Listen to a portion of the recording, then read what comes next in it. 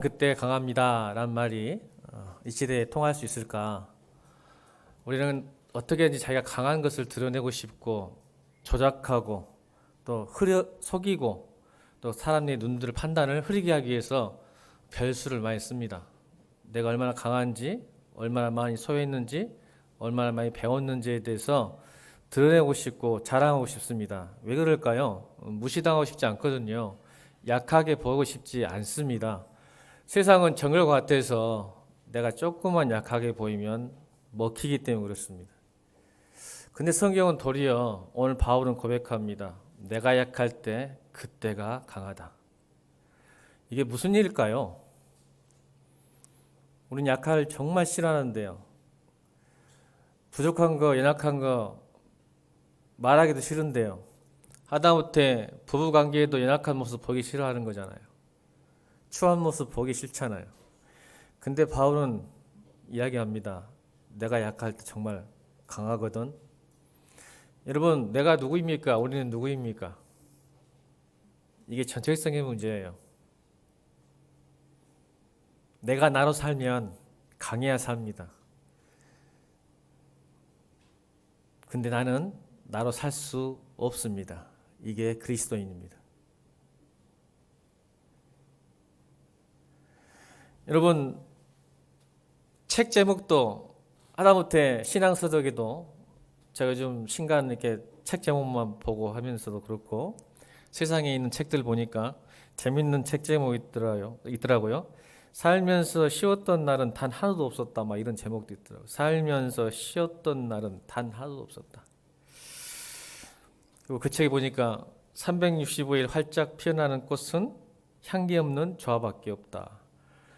그 책 내용이 그렇죠. 그러니까 인생은 맨날 피는 꽃이 아니구나. 좋은 꽃길만 있는 게 아니구나라는 것을 본인들도 인정하고 있는 것 같아요. 그래서 잘 견디고 참고 해보자는 이야기인데 또 여러분 스타트업 한번 보셨어요?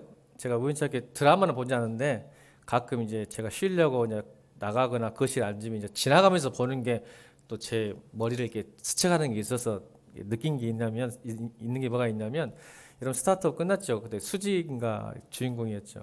수지가 일이 잘 안 풀려요. 계속 안 풀려.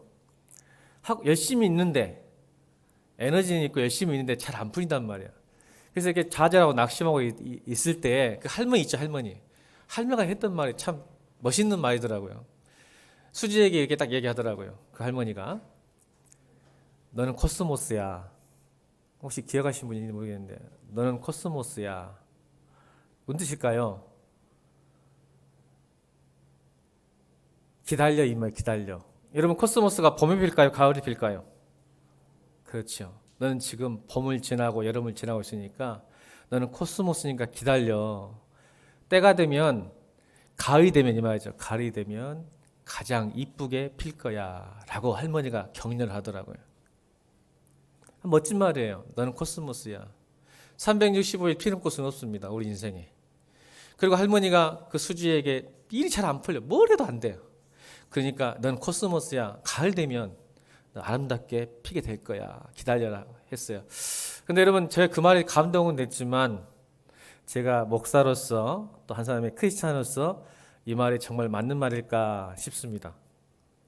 여러분에게 따뜻한 감동을 줄 수 있겠지만 여러분 그런다고 해서 인생이 코스모스처럼 가을 되면 피는 것도 아닌 것은 우리가 또 압니다. 잠시 이론을 받을 수 있겠죠. 그 말에 대해서. 그러나 성경은 그렇게 말하고 있지 않는 것 같습니다. 여러분 놀랍게도 예수를 믿어도 참 고난이 많습니다. 저희 교회는 항상 말해요. 예수를 잘 믿을수록 고난은 많게 될 것이다. 저는 이게 성경에 간통하는 핵심 메시지라고 믿습니다. 바울에도 그렇습니다. 바울에게도 엄청난 고난과 환난이 있습니다. 여러분 바울 같은 사람도 고난이 있는데 하물며 여러분 우리 고린도후서 1장 8장을 볼까요? 우리 고린도후서만 봅시다. 고린도후서 1장 8절입니다. 시작.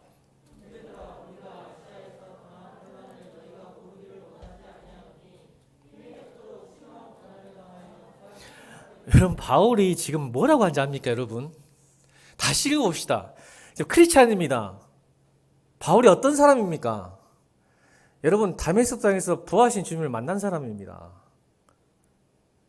여러분 잠깐 기도하고 스쳐만 지나가도 병장하고 하다못해 바울에게 나온 손수건과 앞치마만 손대도 병이 고쳐지고 귀신이 쫓겨나갑니다. 죽은 자도 살리는 사람입니다. 그 사람이 뭐라고 얘기하지 않습니까? 그 인생을? 여러분 크리스찬입니다. 저는 그분의 발 뒤꿈치도 못 잡죠. 얼마나 많은 능력과 은혜가 있는 사람입니까? 그런데 그분이 뭐라고 하지 않습니까? 그의 크리스찬의 삶이, 인생이. 다시 고린도후서 1장 8절입니다. 시작.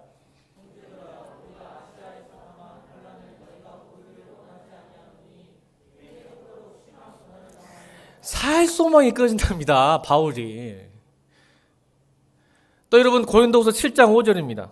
7장 5절. 시작.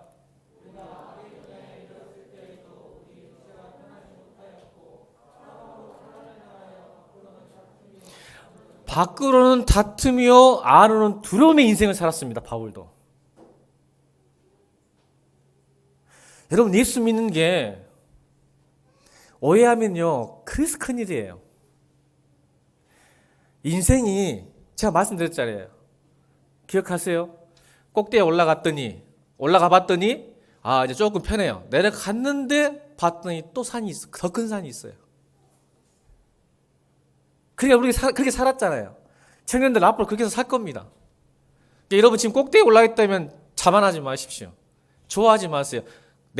편한 길이 있겠지만 다시 올라야 할 산이 보일 겁니다. 바울도 이렇게 밖으로는 다투며 안으로는 두려움 때문에 내가 고통당하고 있다고 이야기합니다. 여러분 낯이 밤에 밀려 어둠 속에 묻힙니다. 고요한 바다가 갑자기 풍랑입니다. 나무가 가을을 맞이하여 잎사귀가 떨어지고 앙상한 가지만 남습니다. 푸르던 그 초목과 풀들이 겨울이 와 꽁꽁 얼어 죽은 것 같이 보여집니다. 여러분 왜 그렇게 될까요? 여러분 낯이 죄를 범해서 잘못해서 밤이 됐을까요? 나무가 잘못돼가지고 잎사귀가 떨어지고 앙상한 가지만 남았을까요? 바다가 잘못해서 풍랑이 일어났을까요? 그렇지 않아요, 여러분. 이건 자연을 다스리는 하나님의 섭리와 법칙 때문입니다.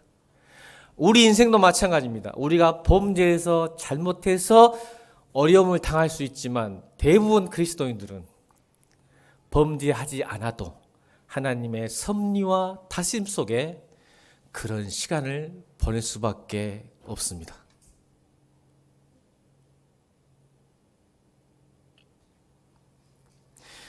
우리 인생도 마찬가지예요. 아무 이유 없이 잘못하기 없는데 잘 믿고 있는데 잘하고 성실하게 착하게 살고 있는데 갑자기 밖으로는 다툼 안으로는 두려움이 몰려오기 시작하고 내 인생이 무너지는 모습을 보게 됩니다.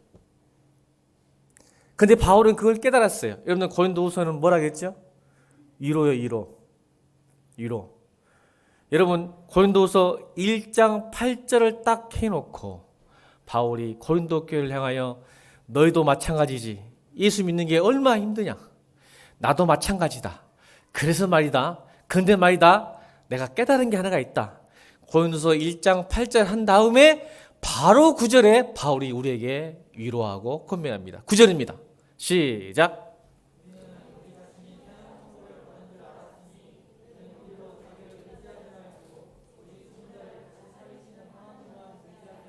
아멘. 다시 읽습니다. 시작. 우리는 우리 자신이 사형선고를 받은 줄 알았으니 이는 우리로 자기를 의하지 말고 우리 죽은 살리시는 하나님만 의지하. 이게 바울의 신앙의 결론이에요. 인생의 결론. 여러분 사형선고 받은 삶이에요. 우리 인생이. 그런데 이는 우리로 자기를 의지하지 말고 오직 죽은 자를 다시 살리시는 하나님만 의지하게 하는 하나님의 섭리고 법칙이고 은혜였다는 것입니다.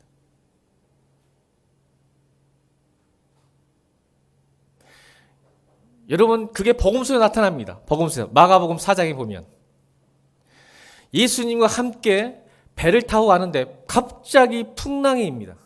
갈릴리 호수를 넘어가는데 그때 여러분 그 배에는 지금 예수님이 계셨습니다. 다시요. 풍랑 가운데 예수님이 그 뱃속에 제자 12제자와 함께 예수님이 계셨어요. 근데 풍랑입니다. 그때 제자들이 두려워 떱니다. 죽게 생겼다고. 호들갑을 떨고 난리 났습니다. 근데 여러분 놀랍게도 그 풍랑은 사실 제자들 때문이 아닙니다. 누구 때문입니까? 예수님 때문입니다. 왜요? 왜 갈릴리 바다 호수 가운데 풍랑을 만납니까? 제자들의 문제가 아니고 예수님 때문입니다. 예수님이 뭐라고 하냐면 마가복음 4장에 나옵니다. 저 편으로 가자. 예수님이 이끄셨습니다. 배를 탄 목적, 갈릴리 호수를 건너가는 목적은 제자들의 뜻과 비전과 계획이 아니었습니다. 예수님의 뜻과 비전이었어요. 우리가 저편으로 건너가자. 그래서 제자들이 따라간 것 뿐입니다. 따라갔는데 배송의 풍랑을 만나버린 거예요. 여러분, 제자가 문제가 아니었어요. 여러분, 사실 우리의 인생의 문제가 우리의 책임 아닌 경우도 있습니다. 아시잖아요. 불강력적이잖아요. 근데 예수님을 모시고 예수님의 명령을 순종하고 갔는데 풍랑을 만나버립니다. 죽게 생겼습니다. 그게 대표가 이제 죽게 되었도다. 근데 예수님은 그때서 이제 흔들어 깨웠겠죠, 제자들이. 그래서 뭐라고 합니까? 예수님께서 말씀하시죠. 마가복음 4장 40절입니다. 시작.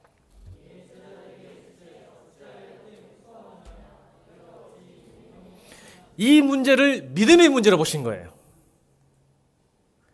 시청과 교육하신 거죠. 제자들을 가르치는 겁니다. 내가 너희와 함께 있다고, 너희가 비전과 순종과 계획과 뜻대로 산다고 해서 풍랑이 없는 건 아니다. 그렇지란 말이다. 이 모든 인생의 문제는 문제에 있는 게 아니고 이해와 설명과 납득과 이해가 문제가 아니라 믿음의 문제다. 인생은.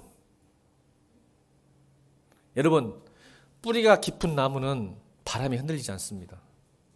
여러분, 풍랑이 치고 토해가 일어나고 바다가 흔들려도 깊은 바다는 고요합니다. 여러분, 하늘에 바람이 불고요, 토해가 쳐도 그 구름보다 더 높은 하늘은 고요합니다. 이게 믿음의 문제인 겁니다.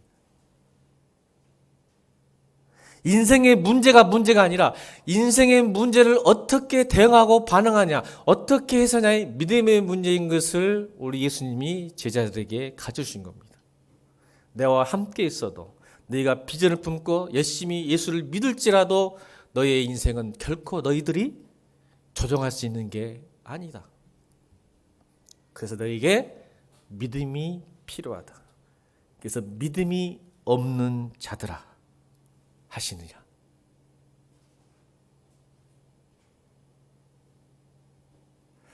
여러분, 사도 바울도 이 문제가 일어났습니다. 다시 말합니다. 사도 바울은 다 가졌습니다.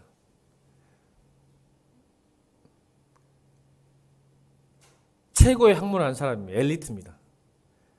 신분, 지금 말하는 미국 시민권자입니다. 로마 시민입니다. 가브리엘 수하에 있던 최고의 학문을 배웠던 사람, 유대인 중에 유대인, 로마 시민, 거기에다가 부활하신 예수님도 만나, 없는 게 없는 사람입니다. 그렇게 잘나른 바울에게 예수님까지 만났습니다. 부활하신, 그래서 사도라죠, 사도. 사도는 딱 12명밖에 없습니다. 그래서 예수님 직접 본 사람들. 그러니까 이 시대에 사도라고 하는 사람 다 가짜입니다. 지가 어떻게 예수를 봤습니까? 이 시대는 사도가 없어요. 딱 12명이요. 부활하신 주님을 만난 사람을 사도로 하는 거예요. 그래서 자기를 사도라고 하잖아요. 담에서 봤으니까. 그리고 여러분 아까 말씀드렸잖아요. 그냥 크리스찬이 아니에요. 놀라운 기적과 은혜를 받은 사람입니다. 오늘 보십시오. 12절, 7절 이상을 잘 읽지 않았습니다. 뭘 이야기하고 지금 이야기하는 거예요? 아십니까? 여러분, 문맥을 보면 7절부터 1절부터 6절까지 뭔 내용인지 아시면? 여러분, 천국까지 갔다 온 사람입니다. 살아서 천국을 본 사람이에요. 지금 자신이 왜 이야기를 하는지 아세요? 말씀드렸잖아요. 고린도 교회에 있던 거짓 교사들이 바울을 자꾸 흠집내요. 그래서 바울의 가르침을 고린도 교회 성도들이 따르지 못하도록 거짓 교사들이 자꾸 흠집내, 목사를. 야, 그 목사 말이야. 무슨 뜻인지 아세요? 야, 목사가 돼가지고 바울 돼가지고 그 삶을 봐라. 삶 어떤 삶? 여러분 바울이 어떤 삶을 살았어요? 여러분 생각만큼 하나님의 은총을 받고 은혜를 받고 기쁨을 받고 사랑을 받은 사람이 어떻게 살면 좋겠어요? 어떻게 살면 좋겠어요? 주의 은혜가 넘치는 사람들은. 여러분 목사님이 담임 목사가 맨날 아파가지고 갤기를 했으면 좋겠어요? 하고 15년 20년 목회했는데 교회가 부흥이 안 된 거 누구 말할까? 안경희 목사님. 목사님 20년 목회해도 맨날 5명 10명이면 어떻게 해? 저거 하나님이 부르신 목사일까? 그래 생각이 안 해. 조금이라도 붙으니까 정신 남아있는 것 같아요.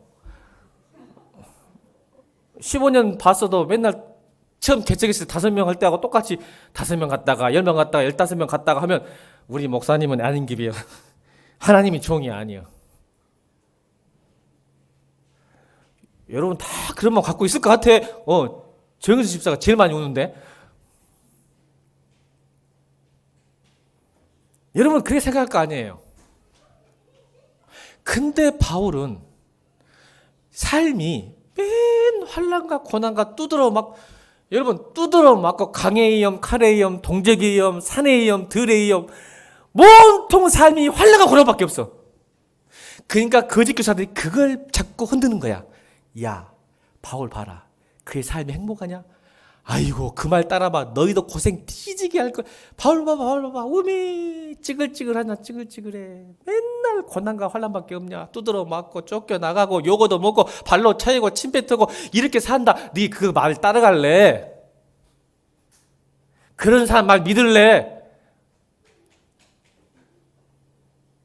이게 거짓 교사들이 흔든 거였어요. 그래서 쟤는 사도가 아니야. 사도성을 부여한 거예요. 예수 잘 믿으면 부자 돼야지. 예수 믿으면 좋은 직장 들어가야지. 예수 믿으면 뭐가 돼? 어떻게 여러분 알잖아. 그렇게 돼야 되는데 바울 봐. 뭐가 있냐? 고생만 뒤지게 하고 말이야.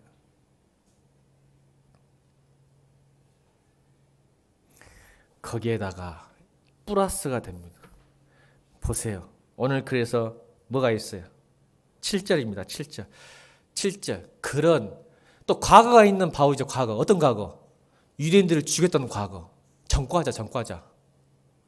그런데 거기에다가 플러스가 뭐가 되냐면 7절 시작.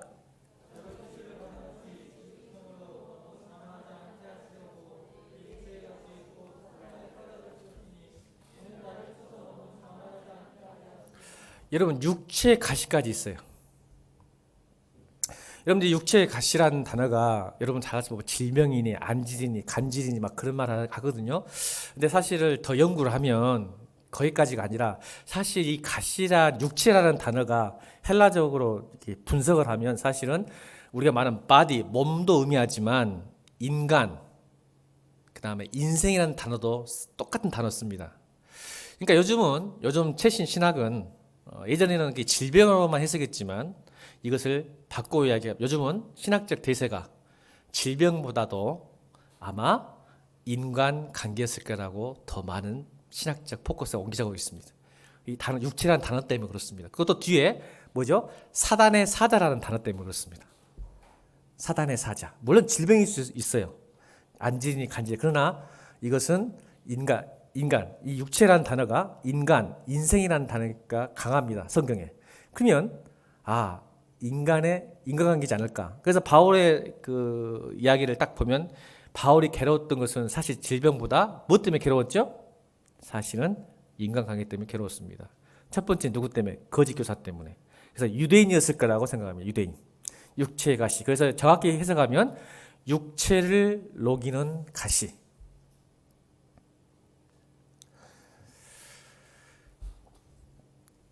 인간관계, 유대인들이 거짓 교사 때문에 엄청 방해를 받았겠죠. 복음을 전해도 복음을 뿌려놨는데 이 거짓 교사들이 자꾸 방해해서 교회가 무너지고 깨지고 복음이 살아나지 못하는 것들 때문에. 또 하나는 어떤 것 때문에 힘들었을까? 바울이 유대인이죠. 자기의 땀과 수고와 눈물로 목양하고 사랑했던 사람이 배신할 때 많은 교회들이 바울을 배신했습니다. 여러분 우리가 그래요. 여러분 바울이 목회하면 여러분 예수 잘 믿을 것 같죠? 저 당장 내려놓고 싶어요. 바울 선생님 오셔서 먹겠으면 좋겠어. 우리 일교회. 얼마나 우리 권사님 좋아할까. 우리 바울 선생님이라고. 그러면 안 돼. 권사님은. 내 편 돼야지. 근데 여러분 놀랍게도 바울이 목회도 거짓 교사도 있었고 거짓 선지자도 있었고 이상한 사람들이 많았고 배신을 때렸습니다. 주님을 멀리했습니다. 그게 육체의 가시라고 지금 많은 신학자들이 그렇게 옮겨가고 있습니다. 저도 후자를 지지합니다. 사실 개인적으로 말한다면. 여러분 가시가 뭡니까? 가시는 눈에 보이지 않습니다. 자기만의 고통이에요. 가시는. 여러분 가시 한번 찔려보셨나요? 그래서 남에게 보이지 않기 때문에 자기만이 가진 가시이기 때문에 그 가시가 제거되기 전까지는 끝없는 고통과 아픔에 삽니다. 근데 주변 사람은 몰라요. 가시의 특성이 그거예요. 여러분 우리 인생은 다 가시가 있습니다. 남에게 드러난 가시라면 오히려 위로도 받고 고면도 받고 인정도 받지만 남이 보지 못하기 때문에 나를 위로하거나 나의 마음을 알 수가 없어요. 나만 느끼는 고통이에요. 그래서 오히려 또 내 가시 때문에 내 남편이, 내 아내가, 내 자식이, 교회가 알아주지 않기 때문에 서운할 수도 있습니다. 바울은 이거를 고린도 교회를 향하여 드러내고 있는 겁니다. 예, 서로 위로받기요. 권면하고 근심하게. 왜? 지금 고린도 교인이 굉장히 신앙생활하기 힘들거든요. 안으로도 교회적으로도 힘들고 밖으로 로마의 핍박과 안으로는 교회의 분열, 죄의 문제 때문에 얼마나 힘들겠어요. 그래서 자기의 모습을 그대로 오픈한 겁니다. 나는 육체의 가시가 있었다. 그 가시가 나를 녹인다. 원어는 그래요. 육체를 녹이는 가시. 날마다 녹습니다. 여러분 간장이 탄다는 말이 그거예요. 간장이 녹는다. 간장이 탄다. 날마다 녹습니다.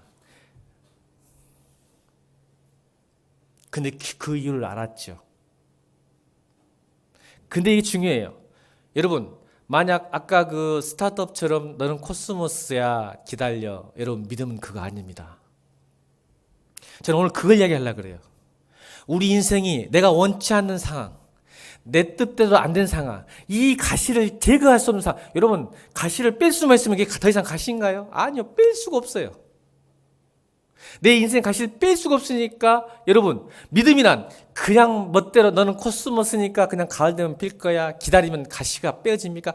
안 빼집니다. 저는 그래서 세상이 말하는 위로와 오늘 성경이 말하는 위로가 다르다는 것을 여러분께 말씀드리고 싶어서 이 본문을 선택한 거예요.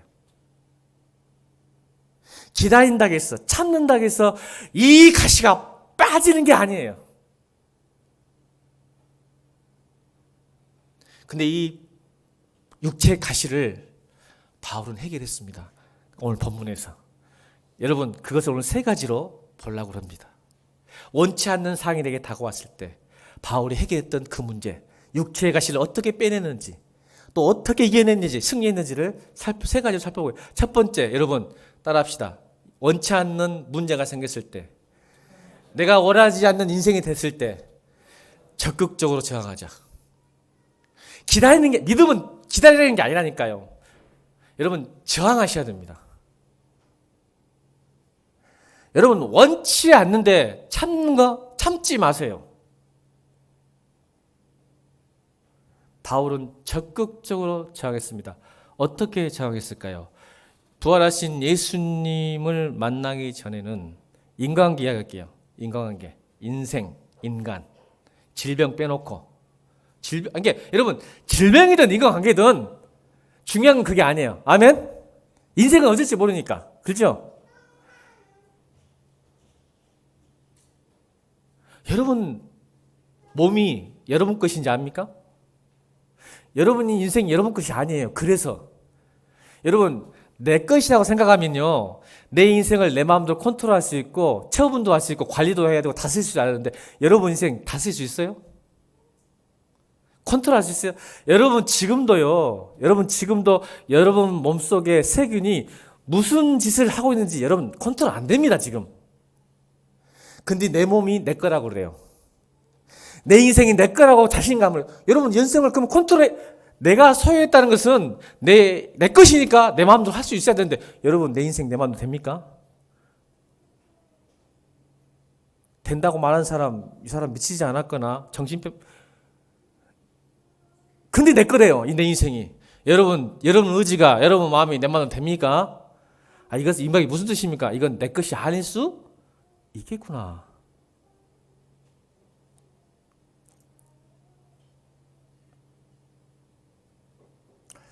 여러분 질문할게요. 그러면 인생이 내 것이 아닌지. 여러분 인생 살면서 이제 나이 좀 청년들은 모르겠어요. 청년들은 미안해요. 무시하는 게 아니고 인생을 좀 살아봐야 되니까. 왜냐하면 40대 50대 되면 여러분 인생에 있어서 여러분이 한 일이 더 많습니까? 그냥 된 일이 많습니까? 여러분 예수를 믿는다는 게 이런 질문이 있어야 돼요. 인생의 주인이 내가 아니고 하나님인 것을 깨달을 수 있는 것은 질문을 해야 돼요. 인생을 살면서 내가 치밀하게 계획하고 고민하고 생각했던 대로 됐습니까? 아니면 그냥 되어진 겁니까? 여러분 저는요 내가 계획하고 생각한 대로 된 인생이 아닙니다. 내 인생의 20%나 10% 정도는 내가 계획하고 고민한 대로 됐지 나머지 80%에서 90%는 그냥 되어진 겁니다. 아멘. 강요할 거야. 아멘. 청년들은 그 말 진짜 믿겠어? 그냥 되어진 거야. 우리 누구야? 태한 집사님이 오랜만에 아멘을 끄떡끄떡 하네. 이제 조금 이제 예수 믿을만 해. 이제 그 정도 되면 예수 믿을만 해. 이 말은 종교를 가질만 해. 그래야 종교를 가져. 근데 왜 종교를 못 가진지 알아? 예수 안 믿는 사람? 그걸 몰라. 지가 주인이잖아 여전히 인생을. 지가 주인인 줄 알아. 여러분 인생 살아보니까 되어졌어요. 되어져 그냥 자연스럽게. 내가 의도하지 않고 계획하지 않아도. 치밀하게 계획해봤자 10%에서 15% 정도밖에 안 돼. 내가 딱 고민해봤어. 내가 열심히 노력하고 열심히 계획하고 된 데가 별거 없더라고. 되어져 있더라니까. 그냥 되어져 있어. 여러분 이렇게 만난 거 봐봐. 이 안에도 지금 되어져 있지. 계획한 거야 여러분이? 예일 공동체 여러분이 되어진 것 같아. 아니 여러분 하고 싶어서 온 것 같아? 그냥 되어져 있다니까. 그냥 자기도 모르게. 옆에 사람 쳐다봐봐.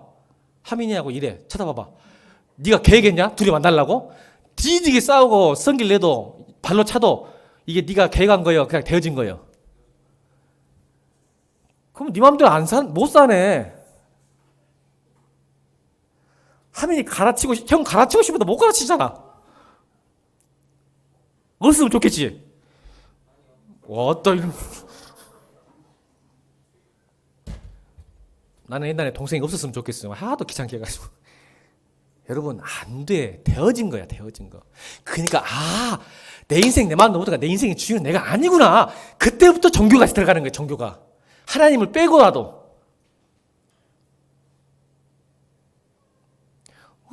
또 이야기하면 세 가지 이야기하는데 또 어디다가 못 해보겠네.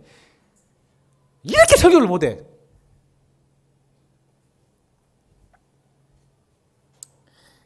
여러분 한 분야에 10년만 열심히 살면 전문가라고요.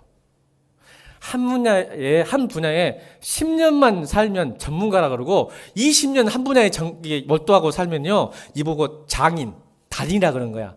그럼 30년째 되면 뭔지 아세요? 문화재가 돼요. 30년 되면 문화재, 인간 문화재. 제가 청년한테 그래요. 그렇게 갈 데 없냐?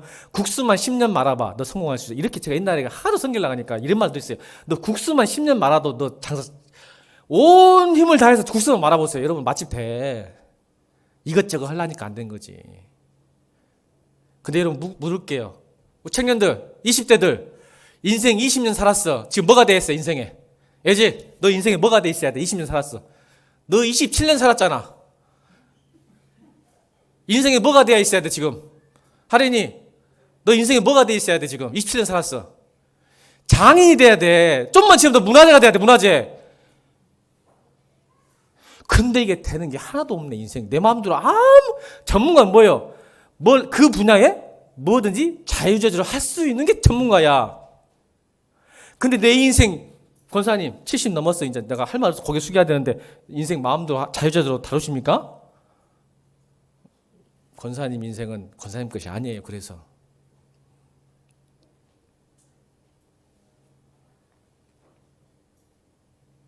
20살 넘은 사람 다 장인이라는 달인 인생의 달인이 돼야 돼. 자유자재로 막 이랬다가 저랬다가 할 수 있어야 되는데 안 돼. 야, 이거 내 거 아니네 라고 생각하고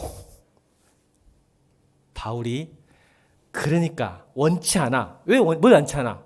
누가 고난과 환난을 좋아해? 바울도 싫어해. 아멘. 누가 고난과 시험과 환난을 좋아하면 여기 나를 포함, 여기는 목사님, 국목사님 포함 모든 사람이 싫어해서 저항을 해. 근데 옛날에는 예수님 없을 때가 어떻게 저항했어? 인간관계가 나쁘면 죽여버렸어 바울이. 아멘이지. 근데 어떻게 저항을 했어? 기도했어. 기도. 부하신 주님을 만난 이후로 그의 인생, 원치 않는 문제 왔을 때 그가 어떻게 정한지 아세요? 기도로 정한 거야, 하나님 앞에. 어떻게 정하겠어? 나 이거 하기 싫으니까. 아이, 빨리 고쳐주라고. 가시 빼주라고. 자, 그게 8절입니다. 8절 읽겠습니다. 8절 시작. 여기서 3번 했다니까 원면 한 3번 기도. 이거 또 성경을 오해하면 안 돼. 3번 알지? 3번은 히브리인들은요 숫자의 의미가 강해요. 그래서 여러분 해보세요. 3, 7, 10, 12, 24, 144 다 곱하기예요. 곱하기 다 하면 144가 나와. 이게 신천지가 나중에 144 때문에 아니 14만 4천 명이 웃긴 놈들이 아이가. 하여간 이게 뭐냐면 완전수. 3, 7, 10, 12, 24 장로, 12장로, 12지파, 144, 14만 4천. 이게 무슨 뜻이냐면 완전수, 충족수야. 이 말은 3번 한 말은 할 만큼 했다는 거야. 기도를. 그러니까 여러분 성경에 안 나오지만 아마도 일주일 금식해서 3번 했는지 40일 금식 기도를 3번 했는지 모르겠지만 엄청 기도 저항했어. 하나님 나 이거 싫어요. 이 육체 가시 빼주세요. 사실 나 같으면 이랬어요. 쪽팔립니다. 병이 있던 인간관계 나쁘던. 왜요? 아니 나는 내 손수건만 만져도 사람들이 질병이 나고 귀신이 쫓겨나가는데 나는 내 병 못 고치면 꼭 누구 같아요? 예수님. 여러분 예수님이 십자가에서 못 내려오셨을까요? 능력이 없었을까요? 예수님이 로마 군사 앞에서 채찍 맞고 침뱉을 때 눈빛 한번 싸면 다 죽어버려요. 뭐 말할 필요 없어. 이거 한번 아웃이야. 근데 당하셨어요. 고토를. 바울이 그러니까 쪽팔리기도 했을 거예요. 하나님 성도들이 어떻게 생각하겠어요? 그러니까 저 이거 싫어요. 이런 목회 싫어요. 너무 힘들어요. 바꿔주세요. 했어요. 3번을. 저항했단 말이에요. 응답 될 때까지 저항했단 말이에요. 여러분 저항하셔야 돼요. 원치 않는 사람을 믿음이란 저항하는 거야. 아멘. 따릅시다. 믿음은 원치 않는 삶에 대한 저항이다. 믿음이라는 게 기다리고 버티면 되겠지? 아니요. 응답할 때까지 기도하기를 주로 축원합니다. 왜냐면 원치 않는다면 기도하셔야 돼요. 저항하셔야 돼요. 하나님 살려달라고. 아니라고 저항해야 됩니다. 근데 여기서 끝나면 안 돼요. 그렇게 저항하니까 하나님이 응답하셨어요? 안 하셨어요? 했어요. 응답을. 우리는요 크리스찬들이 응답을 꼭 예스라고만 생각해요. 그래서 형통이 은혜인지 알아요. 내 소원대로 된 것이 하나님의 은혜라고 생각해요. 아니요. 기도는요 내 소원과 내 계획과 내 뜻을 관찰하는 게 기도가 아니에요. 기도는 하나님과 친밀해지고 긴밀하게 하는 관계를 회복하는 유일한 수단이에요. 바울이 하나님을 아버지라고 믿으니까 아버지니까 나의 육체의 가시를 해결해달라고 계속 기도한 이유는 아버지니까 하는 거예요. 근데 그가 보세요. 여러분 모교 주보 보세요. 주보. 모교 침묵기도에 보면 밑에 써놨죠. 우리 교회는 뭐라고 써놨어요? 시작. 깊은 기도는 나의 뜻보다 하나님 뜻을 구하는 기도입니다. 여러분, 기도가 내 뜻을 관철하는 도구가 되는 순간 하나님은 인격이 아니라 도구가 됩니다. 이거 보고 우상이라 그러고 무당이라는 거예요. 다시요. 종교는 고등종교일수록 특히 기독교는 관계의 종교예요. 근데 하등 종교나 우상이나 무당의 특징은 관계에 상관없어요. 인격적이지 않아요. 그냥 내 신이 원하는 것만 주면 내 뜻을 이루는 것. 인격적 비즈니스 관계, 비즈니스. give and take예요. 동네 아저씨야. 필요할 때만 찾는 아저씨. 근데 기도는, 그러니까 여러분 불교에서도 기도하고 무당도 기도해요. 무당 기도 안 해요? 하죠. 그럼 기독교 기도는 뭐야? 내 뜻을 관철과 내 소원을 이루는 기도가 된 순간 하나님은 인격이 아니라 뭐가 돼요? 우상이 되는 거예요. 도구가 되고 수단화가 되는 거예요. 그래서 바울은 기도를 어떻게 했어요?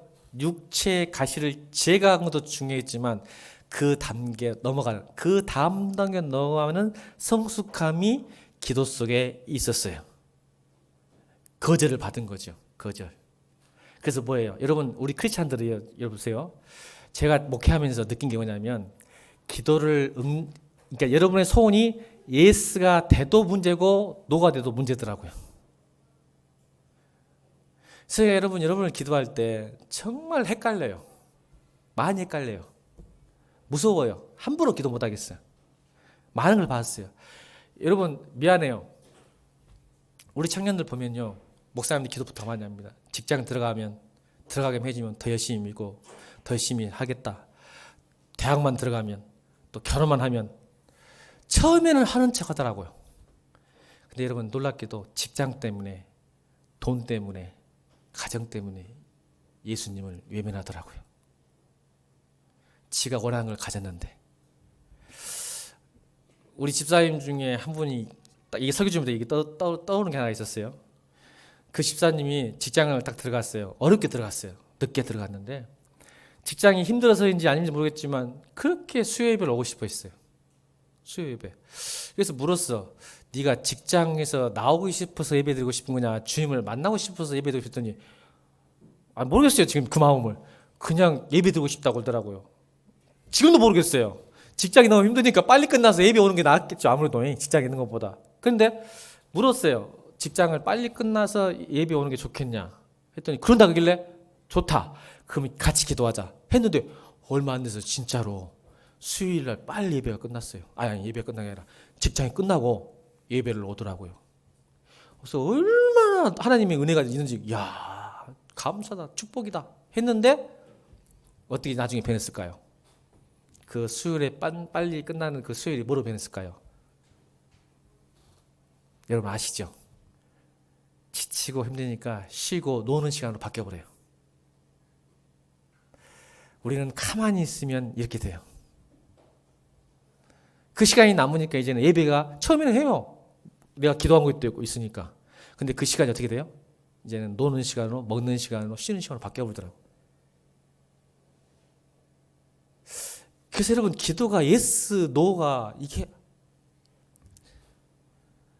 이걸 예스를 해야 응답을 받아야 될지 노를 해야 이 사람에게 독이 될지 복이 될지 모르겠어요. 지금도. 그런데 진짜 기도는 친밀한 기도는 그러니까 하나님이 인격적 하나님과 교제하기 위한 친밀한 기도였다면 다음 단계로 넘어가는데 원치 않는 문제와 인생 때문에 하나님께 매달리고 저항을 했는데 그것을 꼭 이루어내야 한다고 생각하는 순간 뭐가 되냐면 예스가 되면 나중 결국 자기 기만, 자기 교만, 자기 착각에 빠집니다. 뭐만 남을까요? 내가 열심히 기도해서 믿음대로 해서 응답받았다는 것밖에 안 남아요. 그러니까 하나님은 사라져버리고 내가 어떻게 해서 응답받은지만 남아버리고 나머지 하나님은 빠져버려요. 이게 기도가 잘못된, 더 이상 진전도 못한 친밀한, 인격화되지 않은 하나님과 친밀한 기도가 아닌 하나님과 딜한 관계죠. 딜. 어떻게 돼요? 응답해지면 자기 기만, 자기 착각. 내가 이렇게 새벽 기도 나와서 이렇게 해서 응답받은 건 남으니까 교만만 남아 이제. 그 반대로 노가 돼버리면 친밀한 관계 때문이 아니라 열심히 기도하고 헌금도 많이 하고 봉사도 했는데 내가 원하는 삶이 그대로 지속됐을 때 뭐가 되냐? 녹아됐을 때 뭐가 남을까요? 실망과 좌절과 낙심만 남아서 뭐가 된지요? 기도 무용론, 기도해도 소용없더라. 그리고 점차 하나님을 떠나가고 교회를 떠나갑니다.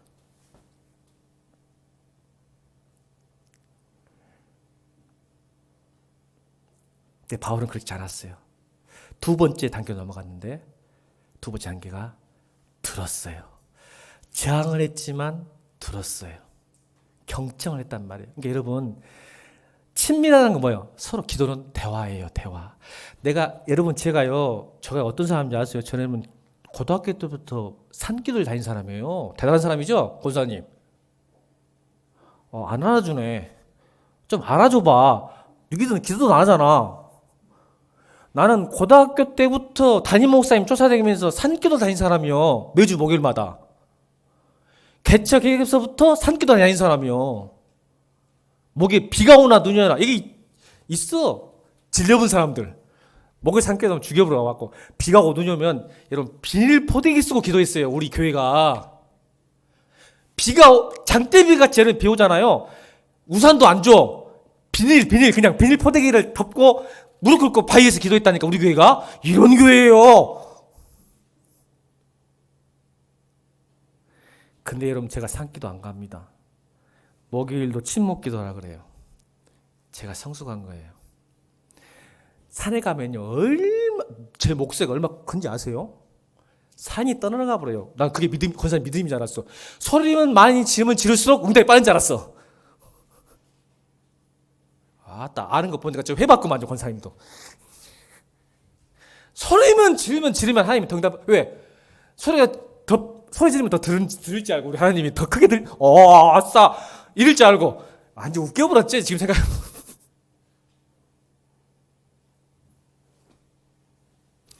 지금 하나님이 어디 계셔요, 유지사님? 저 하늘에 계셔, 내 마음에 계셔? 이놈이 내 마음에 있는 하나님은 없고 하늘에 계신 하나님만 생각하고 있는 거야. 하늘에 있는 하나님이 지금 내 마음에 있는데.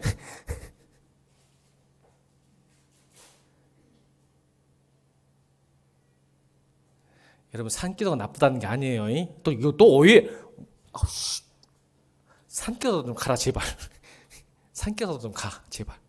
그게 그 말 하는 게 아니야. 뭔 말이야? 그 소리 지르는 게 들으라고. 소리 질러. 저 억울한 일 있으면 소리 질러야 돼. 누구한테 소리 지르고 있어? 하나님한테 소리 질러. 아버지니까. 엄마한테 화풀이 해야지. 이리도 엄마한테 화풀이 하잖아. 안 해? 엄마니까 화풀이 소리 질러. 하나님이니까. 근데 그 다음에 이래. 엄마 말 들어야지. 그 다음에.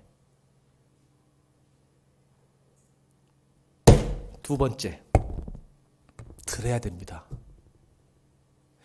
이게 기도야, 이게 기도. 근데 바울은 그 기도를 들었어요. 뭐라고 들었죠? 유일하게 고린도후서에 빨간색입니다. 고린도후서에 유일하게 빨간색. 성경의 빨간색은 뭐예요? 예수님 말 들었잖아, 바울이. 뭐라고 기도했더니 바울아, 빨간색만 있습니다. 여러분들 하나님이 돼가지고 바울에게 시작.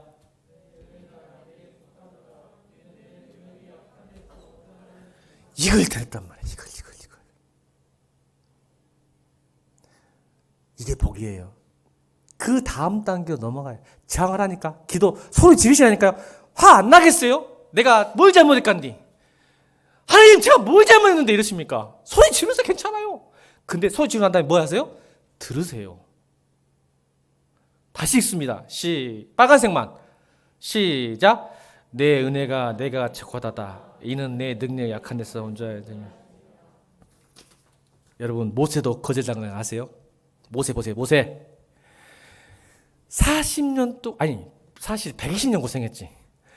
120년 동안 그렇게 이스라엘 백성들 고생하고 광야에서 고생하고 했는데 하나님이 너는 가나안 땅 못 들어간다네. 여러분 모세는 그걸 원했을까요? 원하지 않았을까요? 가나안 땅에 들어가지 말라네. 모세 보고. 모세가 뭘 잘못했간디? 그래서 모세가 기도를 했어 안 했어? 했어. 아니 하나님, 아니 죄질 시키도 들어갔는데 왜 저를 못 들어가게 했더니, 여러분 신명기 3장 26절에 나옵니다. 하나님께서 말씀해요. 모세에게 그만해도 족하니. 모세가 기도했다, 저항했단 말이야. 오음에 모세 홍해를 가르고 반석 일으키고 엄청난 사람. 그랬더니 하나님이 뭐라고 하냐? 신명기 3장 26절에 그만하면 족하다. 기도 그만해 임마 인자. 그리고는 이 일로 다시 내게 말하지 말라. 할렐루야. 들었어요. 이런 기도 그만해. 여러분 바울이 3번 이 말 듣고 죽을 때까지 기도 안 합니다. 이에 대해서. 할렐루야. 자기 십자가로 갖고 갑니다. 예수님은요. 예수님은 십자가 돌아가시 전날 밤에 겟세마네 동산에서 원치 않아. 십자가. 예수님도 원치 않아. 내가 왜 죽어야 돼? 뭐라 그래 성경에? 땀이 뭐가 되도록? 피가 되도록 뭐 있어? 저항하셨어. 저항. 뭐로 저항했어? 도망친 게 아니고 교회 떠나버린 게 아니고 하나님 앞에 땀이 피가 되도록 기도하셨단 말이야. 이게 저항이. 하나님 앞에 기도하면 꼼짝 못해요. 하나님이. 딴 거지 마. 기도해 보면 하나님 꼼짝 못해. 할렐루야. 진짜야. 그러니까 저항하고 있으니까 뭐요? 예수님께 응답이 왔지? 응답 들었지? 들어서 뭘 들었어? 예수님 들으셨어. 내 뜻대로 하지 마옵시고 아버지 뜻 하시고 그 다음날 묵묵히 십자가의 길을 걸어갑니다. 여러분 인생의 주인은 여러분 아니에요. 제가 이 말하고 싶은 거야. 내가 이것을 가지면 복일지 독일지 여러분 모른단 말이야. 근데 전능하시고 천지를 창조하신 우리 아버지는 여러분을 안단 말이야. 그래서 예스 해야 될지 노 해야 될지 웨이트 해야 될지 그걸 믿음이라 그래. 내가 원하는 것을 갖는 게 믿음이야. 어떻게 해서 갖는 게 믿음이 아니고 내가 저항했더니 하나님이 어떻게 반응하실지를 듣고 묵묵히. 3번째 순종할 때. 들어도 순종 안 하는 사람이 있다. 그러니까 문제야 이게. 그래서 어떻게 순종을 삽니까 평생? 그게 오늘 10절입니다 10절 읽겠습니다. 10절 묵묵히 10절 읽습니다. 시작.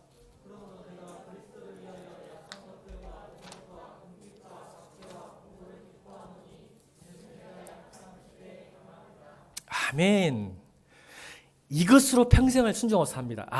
약할 때, 그러니까 내가 약하면 하나님이 강해지는구나. 할렐루야.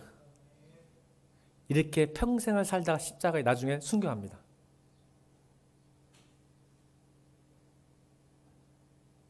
더 이상 기도하지 않습니다.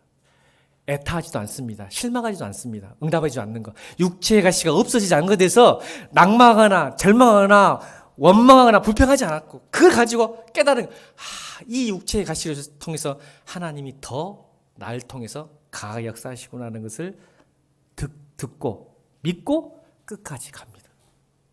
이게 바울이 가졌던 3가지 원치 않는 인생, 알 수 없는 그 고난과 환난이 승리하는 이기하는 방법이었습니다. 그래서 뭐합니까? 바울이 고백하죠. 빌립보서 4장 11절 12절 13절 시작. 그러므로 빌립보서 4장 11절 시작.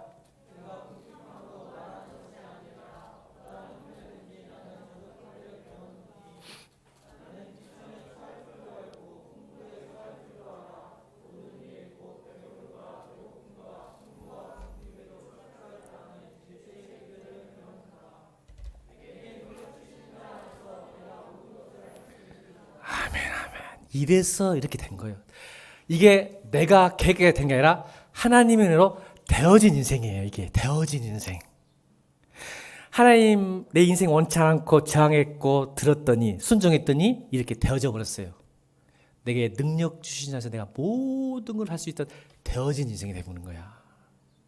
또 어떤 되어진 인생이 되는지 로마서 9장 20절입니다. 고린도후서 6장 9절입니다. 고린도 6장 9절로 10절 시작.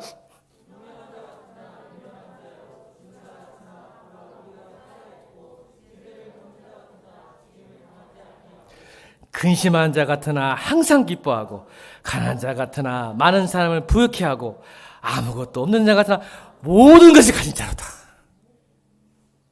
내가 누구입니까, 여러분? 그리스도인이 누구입니까? 왜 자기의 인생을 이렇게 고백할 수 있습니까? 내가 약할 때 그때 강해지기 때문에 이런 인생을 고백할 수 있는 겁니다. 여러분 계획한다고 해서, 여러분이 염려한다고 해서, 근심한다고 해서 되어지는 인생이 아닙니다. 여러분 인생의 주인 여러분이 아니기 때문에 그렇습니다. 하나님께 맡기십시오. 여러분 가정에서 여러분이 누구입니까? 여러분 일터와 캠퍼스에서, 여러분 교회에서, 여러분 사회에서 여러분 누구입니까? 우리는 그리스도인입니다. 그리스도인 뭐예요? 내 인생의 주인은 내가 아니라 하나님이다. 이걸 고백한 사람들 아닙니까? 그래서 바울이 갈라디아서 2장, 여러분 그 유명한 말 하는 거예요. 갈라디아서 2장 20절 시작.